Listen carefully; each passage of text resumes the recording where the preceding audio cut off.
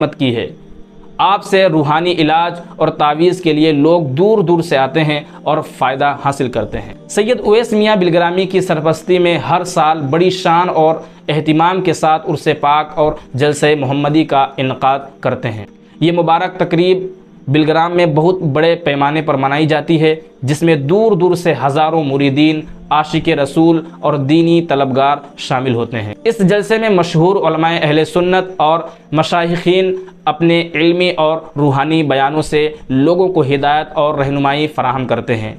ये एक ऐसा मौका होता है जहां दीनी इल्म, तसव्वुफ़ और इखलास की रोशनी फैलाई जाती है। उर्स और जलसे के दौरान हज़ारों लोगों को लंगर खाना खिलाया जाता है। ये लंगर सिर्फ़ एक दस्तरखान नहीं बल्कि इंसानियत की खिदमत और मोहब्बत का बेहतरीन नमूना होता है।